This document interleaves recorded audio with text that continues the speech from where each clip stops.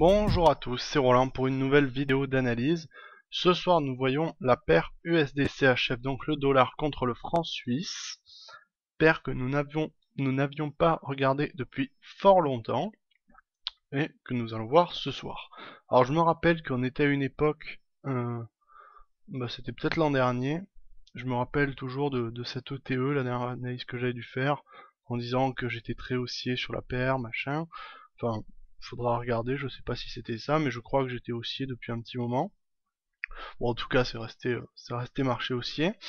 Mais on est sur des seuils clés actuellement, même si ça se voit pas. Hein, ici, si on prend la période d'une année environ, on a une belle hausse. On a des plus hauts de plus en plus haut, des plus bas de plus en plus haut. Petit repli actuellement. Ici, hein, vous voyez, sur du pullback. Ici, donc... après la cassure à peu près au niveau des 0,974, il y a eu un petit bondissement, puis ça s'est arrêté. Et en fait, on est vraiment, même si ça paraît pas comme ça, sur des seuils vraiment importants, enfin sous des seuils, pas sûr. On va voir ça en weekly, vous allez voir tout de suite. Voilà, et vous voyez qu'ici, hein, on arrive, je vais essayer d'agrandir pour que ça soit clair. Là, vous voyez, il y a une zone particulièrement chargée en plus haut, plus bas, enfin en plus bas surtout, qui est ici. On pourrait l'étendre un petit peu, disons si on veut être large, on va dire que c'est comme ça, à peu près. Et on est en train de buter dessous. Hein, on reste bloqué ici. Voilà, hein, c'est assez marqué. Et de surcroît, cette hausse ici s'est fait un petit peu en biseau, vous voyez, c'est pas très très clair en termes de canal, hein, on n'est pas vraiment... Enfin, c'est du canal, mais on sent que sur la fin ici, vous voyez là, les plus hauts sont de plus en plus hauts, mais moins rapidement que les plus bas. Donc on a quand même un affaiblissement à la hausse finalement.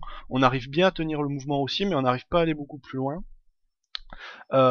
Et là, on est bloqué hein, sous cette semaine avec une avalanche baissière. Ici, hein, de toute façon, la semaine est clôturée. On a une avalanche baissière, ici un englobement baissier comme on veut. Avec des mèches hein, importantes, et c'est là qu'on souligne, on voit l'importance de la volatilité sous ce niveau clé autour des 1 à peu près hein, en fait, hein, à la parité dollar franc suisse. On voit qu'il y a beaucoup d'agitation, et donc à mon avis ce seuil fait disons fait de l'effet tout du moins, hein, c'est pas ignoré. Enfin là ça aurait été difficile d'être ignoré. Et les baissiers ont pris la fin de la semaine, hein, visiblement. En tout cas, la baisse est gagnée pour la semaine. Donc, si on revient ici rapidement, on va peut-être rester un petit peu en weekly pour regarder de loin la tête. Hein. Globalement, de toute façon, on est sur un marché baissier. Hein. Le dollar face au franc suisse. Moi, honnêtement, je vais pas être haussier sur le franc suisse, sur la paire hein, USD franc suisse. Alors je sais pas si on peut tracer des droites à plus long terme, ça serait un peu hasardeux. Ouais, on pourrait faire ça et dire que là on va toucher, mais bon c'est vraiment c'est pas joli, hein. Honnêtement c'est pas très bien. En tout cas on est sur un trend de fond qui est baissier depuis 10 ans. Hein. Et là, pour moi cette rehausse ici est un pullback sous cette forte cassure ici, hein, qui avait été faite à ce niveau-là autour de 2010. Pour le dollar face au franc suisse. On a eu une accélération baissière en continu jusqu'à 2011, après on a une petite hausse, enfin une accélération baissière puis une hausse, et là on revient sur ce niveau, et à mon avis ça va faire résistance. Hein. Il y a beaucoup de chances que ça le fasse, il y a du mouvement en tout cas, donc déjà c'est pas un seuil oublié. Alors moi d'avis je serais assez clairement baissier dessus, hein. Je pense que là on a des chances déjà, bon, après on va pas aller très très loin, mais d'aller vers le support oblique ici, et pourquoi pas plus loin après, bon après ça devient hypothétique, mais je pense que ce cycle haussier ici qu'on a depuis à peu près un an a atteint son paroxysme, et on va maintenant, après avoir touché les derniers plus bas qui faisaient office du gros support sur l'USD-CHF, enfin l'ancien gros support, Maintenant, je pense qu'on va repartir sur une vague baissière de plus long terme, ce qui me paraît très probable ici dans cette configuration. Donc mon avis, je vais revenir en journalier. Mon avis, hein, comme j'ai dit, est baissier dessus. Les bougies ici sont assez marquées, hein, sur la fin de semaine. On n'avait pas vu ça, vous voyez, hein, cette accélération baissière très brutale. On avait déjà une avalanche tout en haut. Sur tout le cycle, on a eu des grosses bougies baissières, mais là, on a eu un bel enchaînement et on est passé légèrement, on est presque passé sous les plus bas. On n'y est pas, mais presque, on y est passé en séance, mais pas plus. En séance, voilà, mais pas, pas en clôture. Donc il y a un petit peu il y a de la nervosité sur ce seuil. Alors on peut avoir un rebond, hein, on pourrait avoir une continuation dans cette zone. Si on a un rebond, évidemment, là, à mon avis, même si j'ai quand même un biais baissier, sera disons, je serai pas clairement d'avis baissier comme je le suis maintenant.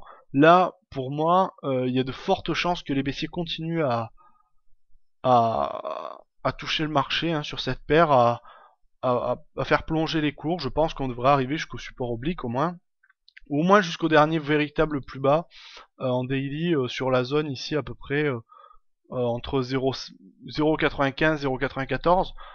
Je pense qu'il y a de fortes chances qu'on y arrive. Ça me paraît logique. Après voilà, c'est du long terme, hein, ce que je vous ai donné c'est sur du weekly, donc on peut avoir des aléas journaliers. Mais pour moi en weekly ici, on est plutôt sur une configuration de pullback et de toute manière on était en excès en accélération haussière.